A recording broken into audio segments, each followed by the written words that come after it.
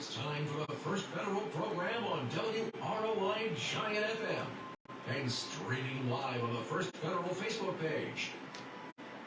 Yes, indeed. It is a beautiful Friday morning. Well, a little cloudy, but, you know, it could be worse. There could be white stuff on the ground, Tanner. If there's snow in June, we have many problems.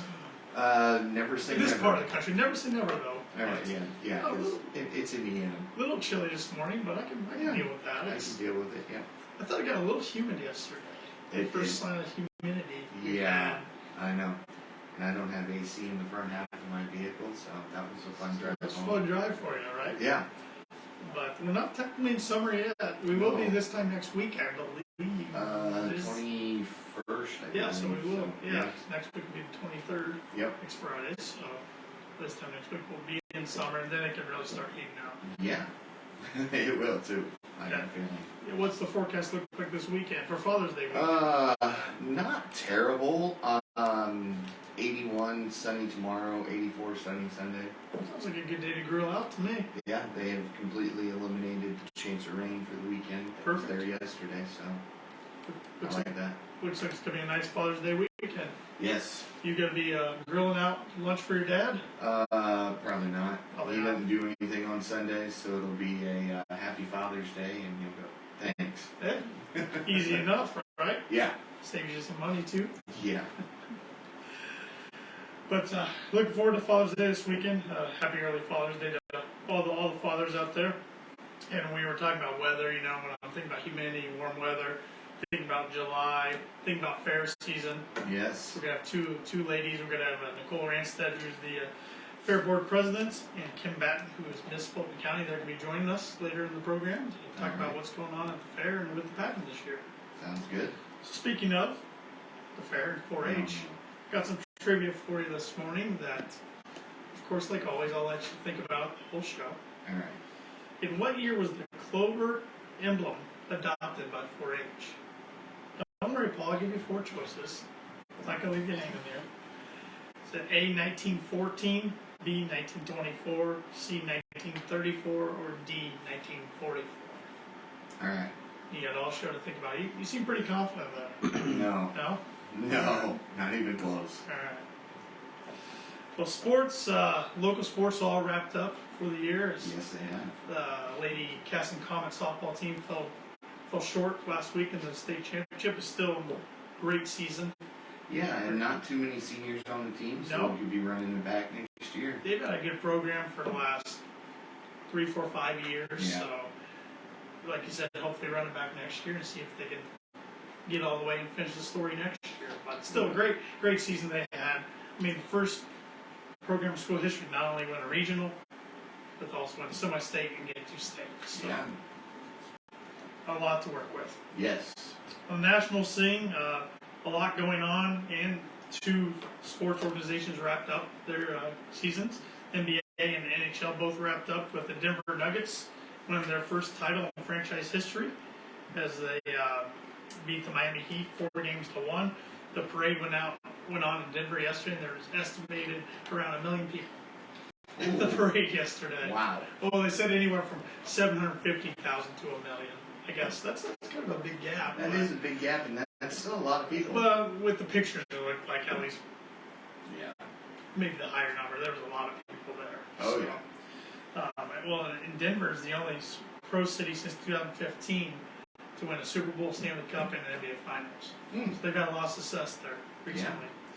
And speaking of the NHL, the Las Vegas Golden Knights beat the Florida Panthers. Yes. So that was their first Stanley Cup in franchise history, and they've only been around for 6 or 7 years. Yeah. It's their expansion team, so that's pretty good for an expansion team to not only get to multiple Stanley Cups in that time period, but to win one already is pretty impressive.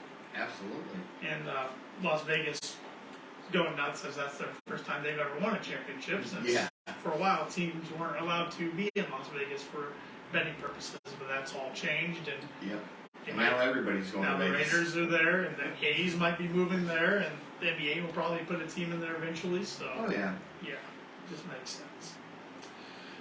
U.S. Open golf, the third of the 4 major tournaments going on And I was real excited yesterday. Ricky Fowler's my favorite golfer and my favorite athlete, to be honest, and has been for a long time.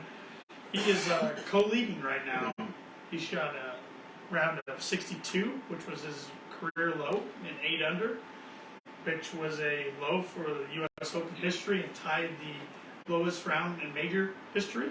But it only lasted for 2 groups, as Xander Schauffele, who was 2 groups behind him, came in with the same score. So the U.S. Open is usually the toughest test in golf. The USGA tries to set it up to where the winning score after all 4 days is going to be around even par, if not a little over par. So to see guys come out and firing 62s probably didn't make them too happy. Right. So I'm guessing today, tomorrow, and Sunday we'll see the course set up a little more difficult. Because there was other good scores too. Dustin Johnson shot 6 under par, Rory McIlroy 5 under par, and that's not to name. I think there was 36 guys under par yesterday, which was a record by 10. By 10 for the U.S. Open in a single round. So we'll see. We'll see what goes on. But like Todd and I were talking right before we came on air, it was nice to you could go home last night and to watch a lot of the U.S. Open clear to 11 o'clock last night because it's taking place in Los Angeles, so it's on the West Coast. Yeah. So, NBC had coverage clear to 11 o'clock last night, so that was kind of fun as a sports fan in the golf. And lastly, MLB updates, standings here. The Guardians are 2.5, I think maybe 3.5. I didn't write down back of the Twins. Yeah.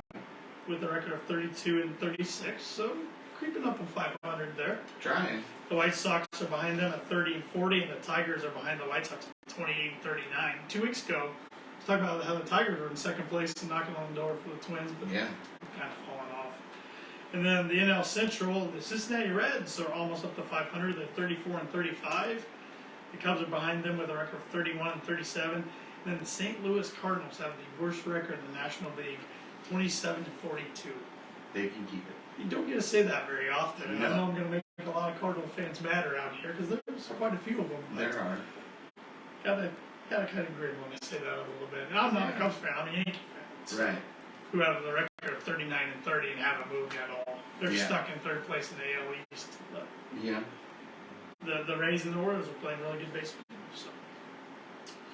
We got quite a list of tidbits this morning. A lot has happened on June 16th. Throughout history because I left some off too. So. All right. On this day in 1903, Ford Motors under Henry Ford became incorporated. Okay. And also on this day in 1903, Pepsi Cola company formed. Yeah. You a Pepsi fan? Yeah. Which would you prefer, Pepsi or Coke, if you had to choose one? Well, let's see. If it's a crisp Coke, I'll take a Coke every day. Okay. But it's a little flat. If it starts even just get a little flat, I gotta switch it to Pepsi. Okay. On this day in 1933, the U.S. Federal Deposit Insurance Corporation, better known as FDIC, was created. You might hear that stated here in a little bit. On this day in 1960, the horror film Psycho opened up in New York City. Have you seen it? Yes. I'm a big Bates fan. Okay. It's a classic. It is. On this day in 1975, the Milwaukee Bucks traded Kareem Abdul-Jabbar and Walt Wesley to the Lakers for 4 players. That worked out pretty good. I think so. As he went on to win many championships for the Lakers. On this day in 1978, the movie Grease opened. Oh, good movie. Yes, that's my fiance's favorite movie. And so I watched it a time or two. Just a time or two? Just a time or two. I've never seen Grease 2. Most people who've seen Grease 2 have seen it once and don't recommend it. So it's probably not worth my time. No. That's what I'm hearing. Okay. On this day in 1995, Batman Forever opened with a then record $528 million weekend. Fan of that one? Yeah, it's not bad. Take it or leave it? Yeah. Jim Carrey? Yeah. Tommy Lee Jones? Batsuit did it in for me. No, I'm kidding. Yeah, I think that was the first Batman movie I remembered. I would have been pretty young at the time, but I remember. Make me feel old. Yeah, I'm sorry. Well, on this day, the last one here for the tidbits, on this day in 2017, Amazon announced it was buying Whole Foods for $13.7 billion with a B dollars. Yeah. Did well for that. Yeah. Yeah, it's worked out pretty well. Well, we got some national days. Today's National Take Back the Lunch Break Day. I need to do that. Ugliest Dog Day. That's kind of sad. Ooh, ouch. Fresh Veggies Day. Okay. Favorite vegetable? A carrot. Carrot. All right. World Tapas Day. You ever had tapas? No. It's like a Latino food. Mm-hmm. National Fudge Day. I can do some You like fudge? Yeah. And it's Arborist Appreciation Day. I hope Arborist Appreciation Day. Excuse me. Yeah. Okay. Well, we got some upcoming local events going on. The Times Theater is showing Field of Dreams tomorrow. Oh, that's always a good one. Always a classic. 7 o'clock p.m. That's most people. That makes most people's top 10 sports list. Yeah. Definitely top 5 baseball, at least. Right behind Major League. The Major League's like, oh, of course he was a Cleveland fan, but you know, when you talk about sports movies, there's more, I would say, good baseball movies than any other sports genre. Yes. But there's some good boxing ones, of course, too. And Of course. You know, golf you ones. get all the football TV shows. Yeah, that's true. Football does well for TV. That's true. Friday Night Lights. But yes, that's showing tomorrow at 7 p.m. at Times Theater. It's $5 for adults and free for kids. All right. So I'm guessing maybe there haven't been too many people who have seen that in theaters. I have not. So you get experience. Yeah. Yeah. Well, money news. The Dow went up yesterday, which is always nice. Always good to hear that. I think Evan reported last Friday it went up, so that's Yes. 2 weeks in a row. Yeah. Went up by a little over 428 points, 428.73. So I closed at 34,408.06. Okay. So like it going in that direction, Yes. and we'll keep an eye on it as it goes forward through next week. Well, First Federal, we are open from 8:30 to 5 today, and tomorrow from 8:30 to noon. But you can always bank with us online and with our free mobile app. Type in First Federal Savings Bank, look for the white star with green background, click that download button, and you'll be that much closer to doing many different things with the app. You can deposit checks, you can check your account balances, you can transfer money from person to person with Zelle, Yeah. and many more things. And it's one of the Control apps your card that, with your app. yeah, and with having the app, it's one of the few apps that allow you to use Zelle without downloading the Zelle app too. Correct. So Correct. Yes. a lot of those, if they offer Zelle, you have to get the Zelle app and sign in that way. Yep. With the First Federal Savings Bank app, you don't have to. Yep. And once you have the recipient that you want to send the money to, once you have their phone number or email address, you're good to go. That's all you need from them. Absolutely. So, and our ATM is open 24/7 as well if you need some cash. We still have our 10-month CD special going on. You can open up a new CD for a 5.10% annual percentage yield. That's a really good rate Yeah, it is a good up rate. there. So take advantage of that. Come on in, talk to one of our tellers, and we can get you set up with that. Yep. And we also offer simply free checking accounts and simply free business checking accounts. When you open up a new checking account, you'll get a free gift. And our gift this cycle, which I forgot to bring in this morning, is a Cool Gear tumbler. And you might think, okay, that's just a normal tumbler. Yeah. These are actually pretty unique, cool looking tumblers. Alright. Not trying to No wordplay pun there. intended. Yeah, no pun intended. Todd will bring in a set next week. You got a choice of 4 different ones. They're all different fruits. Okay. So All right. it Yeah. kind of reminds me of an emoji, Okay. if that makes sense. So All right. you'll have to see them. They're pretty neat. They're pretty neat. And this was a gift that Jody Wynn, who's our vice president of deposit operations, she really vouched for this. So credit to Jody on this one, because it is fun. And the displays have been fun to see too at all the branches, because they decorate their lobbies for each cycle. So they've had to get pretty creative with this one. It's been fun to see. Yeah, we still got some spring specials going on. If you're looking to Yes. purchase a home or refinance, you're in luck. If you're looking to purchase a home, we have a $1,000 lender credit towards standard closing costs on all purchase fixed rate sellable loans. This closes between now and the end of the month on June 30th. And if you're looking to refinance, you can get a $750 lender credit towards standard closing costs on all qualified refinance transactions through the end of the month on June 30th. So now's the perfect time to do that. Oh, Todd's coming in. You triggered the Todd. Now he's got to come tell you. Oh, he knows he's setting up the microphone for a guest. So how nice of him. Thank you, Todd. Yes. We also offer commercial lending for businesses. Contact Lenny Breeden for more information. His direct line is 574-223-1716.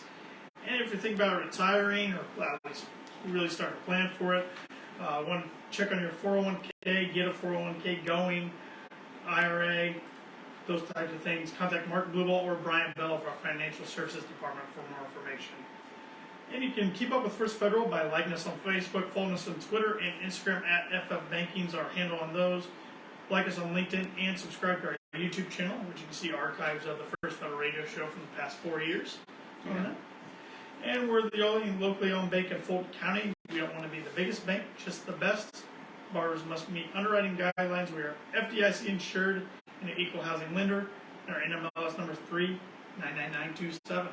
And that makes us legal. Makes us legal. I told you to hear FDIC get out of my mouth. Yeah. So now we can get on to the fun part of the show and welcome our guests this morning. We have two ladies that are going to be talking about the Fulton County 4-H Fair and the pageant going on next month. And that is Nicole Ranstead, who's the president of the Fulton County 4-H Fairboard, and Kim Batten, who is the reigning Miss Fulton County. Good morning, ladies. Good morning. Thanks for joining me this morning. Thanks for having us. So we're getting close to the fair time. I understand fair starts July 8th. That's correct. July 8th, so definitely getting in preparation for that. We're getting the microphone correct. I guess I want to start off with any new events at the fair going on this year. So we are adding a autocross event on July 8th. That's a Saturday night to kick off the fair. So we're adding that, as well as with the Farmer Olympics, we're going to add a Little Tykes Chicken Chase. Little Tykes Chicken Chase. That's so a mouthful ages there. 10 and under to chase chickens. So that'll be interesting. Now, is that taking place of the pig chase that you've done in years past, or is that still? That's in addition. That's in addition to. Okay. Yep, so it's going to be the same event, the Farmer Olympics as in years past, and then we're adding the Little Tykes Chicken Chase at the beginning. So we wanted to add something for the younger kids to participate in as well. Sure. And the event you mentioned previously before that, what was that again? Autocross. Autocross. What is that exactly? So it's kind of like motocross, just with cars, from what I understand. So we're adding that, and so we're excited to see how that goes as well. Yeah, that sounds really fun. Yeah. That sounds really fun. So what other events are going on with the Farmer Olympics? So, yes, on Monday night we have the pedal pole, which is always a big hit with the children. Tuesday night we have the tractor pull in the amphitheater. Wednesday night we have a garden tractor pull. Thursday night is the Farmer Olympics. Friday night we have an antique tractor pull. And then Saturday the 15th is our demo derby to wrap up the fair. As well as we have some bands in the free tent throughout the week. We have Silly Safari, which the kids always love. We have Comedy Farm Magic Review, which is like an ag entertainment show for kids every night, as well as face painting, caricature drawings, balloon animals, all that kind of fun stuff. We're working with the Outlet Youth Center to put on a free movie on Thursday night for everyone. So. I'm hearing a lot of youth activities and events going on. Yes, we try to do as much free entertainment for the youth as we can, and just really try and get everyone out there and involved. Sure, absolutely. And when you're going over the list of events there, I heard a lot of different tractor pulls. Yes. What's the difference between some of those tractor pulls? Okay, so the garden tractor pull is like your lawnmowers, the smaller tractors. Okay. The antique tractor pull is obviously the older tractors, and then the tractor pull on Tuesday night is more of your souped up, your bigger tractors, as well as trucks. For the antique one, is there a certain year that qualifies as antique, or is it? I'm not sure what the cutoff is there. Okay, but assume there is a cutoff there. Yeah. Okay. So, and you're the board president. That is correct. Yep. How many board members do you guys have? We have about 15 board members. Okay. And I'm guessing everybody's heavily involved when it comes to fair time. Yep. Does that get divided up a little bit? Does everybody kind of have a section of the fair that falls, that the responsibilities fall on them, or how's that work?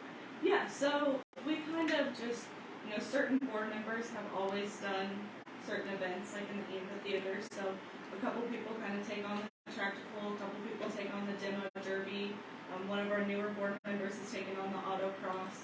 So we just kind of split it up, and then like Steven handles advertising, and we just kind of split it up and make it work. And you're talking about the autocross and some new events. How do those new events come to fruition? I mean, is that team effort, or is it simply one person kind of sees it at another fair maybe and wants to bring it to Fulton County, or how's that? Yeah, exactly. It kind of, someone has an idea, or they say, hey, I've seen this at another fair, and I think this would be cool to add, or, so then we just kind of talk about it, and as long as everyone agrees and we think it makes sense, then we try and bring it in. Yeah. No use to reinvent the wheel unless you have to, right? Yep, we're always looking for ideas what to do and what else we can try. Volunteers. I'm guessing you're probably always looking for volunteers around fair. We are always looking for help. Any help to clean up the fairgrounds. We were there last night working on some projects, and during Fair Week, we're always looking for people to, just help run inflatables, or before Fair Week, just cleaning up, weed eating, things like that was needed. If anybody's interested in doing those certain things, how do they go about doing so? Yeah, so you can email us at our email is Fulton, Fairboard@gmail.com. That's probably the easiest way to get a hold of us, or you can find our Facebook page, which is Fulton County Fair. So, message us on there. Have there been any improvements to the fairgrounds, buildings, the grounds itself since last year's fair? Yes, we've been busy this winter. Good. So, we put a new roof on the show arena, and that was helped paid for by the Joanne Bindle Fund through the Community Foundation, so we're very thankful for that. As well as we put some metal on the beef barn and just kind of helped spruce it up a little bit. And that was in thanks to a large donation from the Farm Credit Mid-America. So they really helped us there. Yep. As well as we've done some landscaping and just smaller projects like that, just touching up. We got some new tables and chairs, so we're excited to show those off a little bit. Well, that's great, because and I'm sure a lot of people understand this, but the fairgrounds is busy year-round. I mean, there's events going on at the fairgrounds all the time, not just during Fair Week. Correct. Yep. We have a lot of rentals, and we're always looking to do more events there. So. Great. Well, we're going to switch gears here a little bit, and then we're going to talk about the pageant a little bit with Miss Fulton County Kim Batten this morning. First off, congratulations. I know we're now almost a year past your win, but congratulations. Thank you so much. What made you want to get into pageants? Yes, so it was actually my first pageant. That's one I did, and I was a 10-year 4-H member, so that was really my main motivation to do the Fair Queen pageants, because it means so much to me, 4-H, and also this community. I've been here since I was in kindergarten, so it definitely means a lot to me and all the people in it. So the pageant was really fun. It's a lot more than just kind of walking on the stage. There's interviews, or kind of get more into what the girls have to do, but it definitely builds you up as a young woman, and it's really just a great opportunity. How many girls roughly does it look like they're going to be in the pageant this year? I'm guessing they still have time to get in if they want to? Or? Yeah, so it's kind of getting to a close here as we kind of get closer to the pageant. But we have around 30 girls, I want to say, throughout all our age divisions. So we have a Little Miss Fulton County, a Junior Miss Fulton County, a Teen Miss Fulton County, and then Miss Fulton County. Yeah, so there's 4 of them. The Miss Fulton County is a title I hold, and that's for older girls. The teens are for your earlier teens, and then the littles are for kind of a younger age group. There's a lot in the Little Miss. We have about 15 girls. Wow, so great. Excited.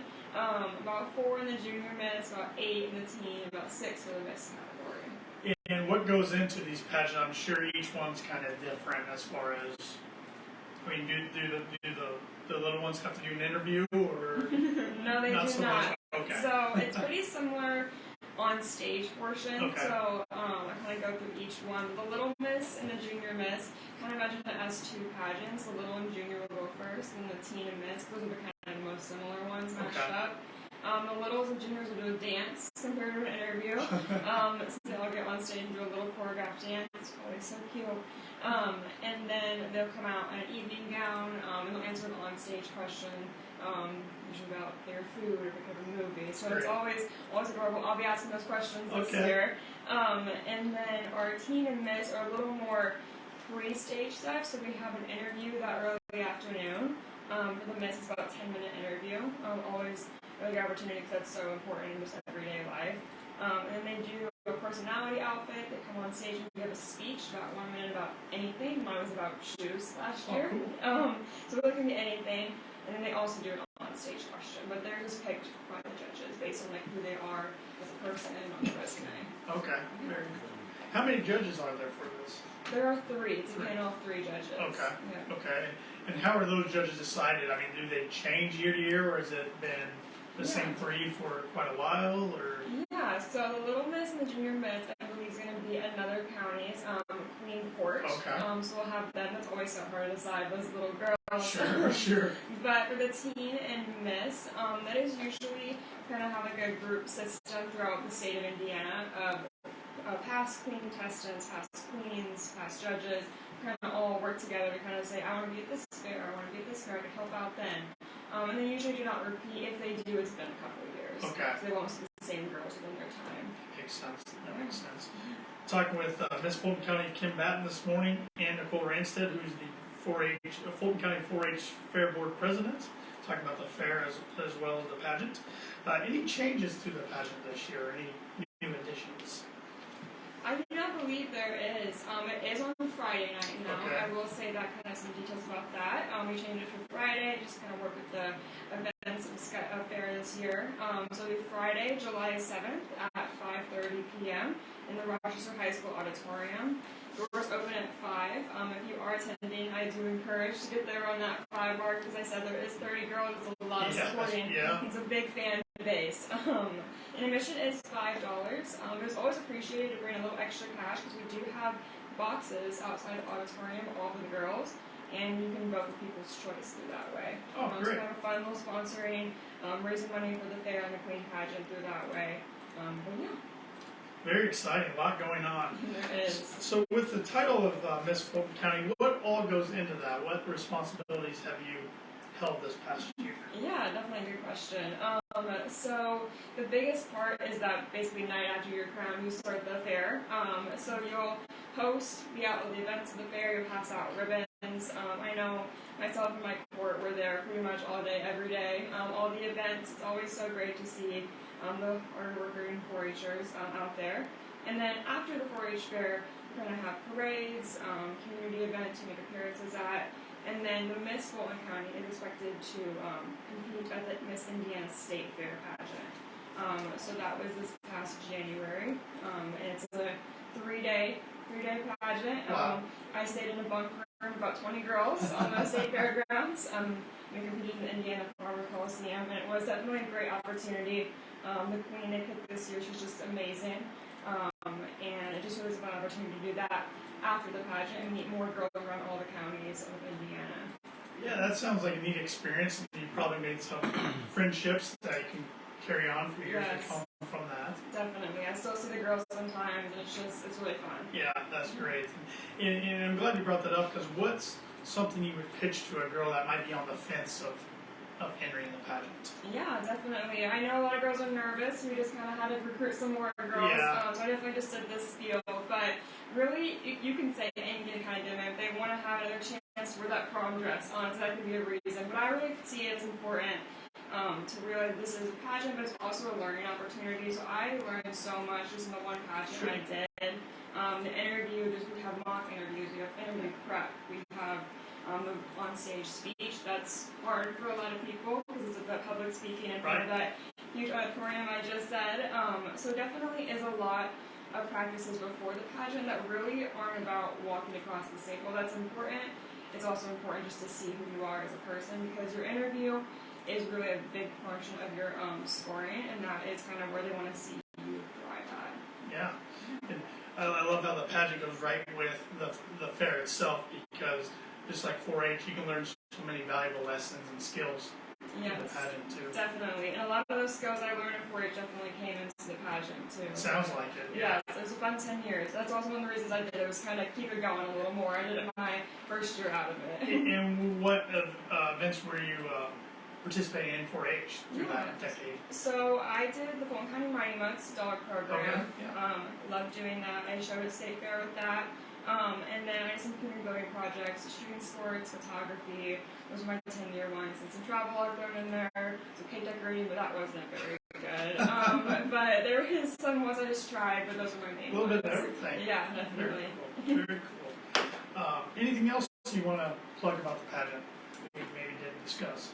Yeah, I'll just say that the Miss Fulton County, I'm so excited to meet the new one. It's bittersweet, Sure. definitely, to hand off the crown and make this year end. But I know that the girls we have are going to be amazing, whoever the judges choose. It's a tough decision. I don't know how they do it, but it'll be so amazing. And I'm excited to see her be a leader in the community and just make Fulton County shine. Yeah, it's going to be great. Nicole, anything else you would like to plug about this year's fair that we didn't get to discuss? Just come out and join us, July 8th through the 15th. There's going to be a lot going on at the fairgrounds. So, well, thank you both for everything you do for the fair and for the pageant and representing the community like you do. So, thank you. Thank you. Thank you for having us. All right, Paul. I hope you've thought long and hard about this. Yes. I'll get back to my question here. And you ladies are welcome to take a guess too if you want. We'll make Paul go first though. In what year was the clover emblem adopted by 4-H? Was it 1914, 1924, 1934, or 1944? I have no clue, so I'm going to go 24. 24? Either of you ladies have a guess? No guess? Paul, you're right. Don't know how you did it, but 1924. I know it was older than my granddad, so I have two choices. All right. 50 guess. You Yeah. got it right. Well, we will close with some words of wisdom this morning from Blaine Lee Pardoe, an American author. Principles you live by create the world you live in. If you change the principles you live by, you will change the world. Well, those are great words of advice. Yes? All right, thank you guys so much, and we'll see you again next week. Thanks, Paul.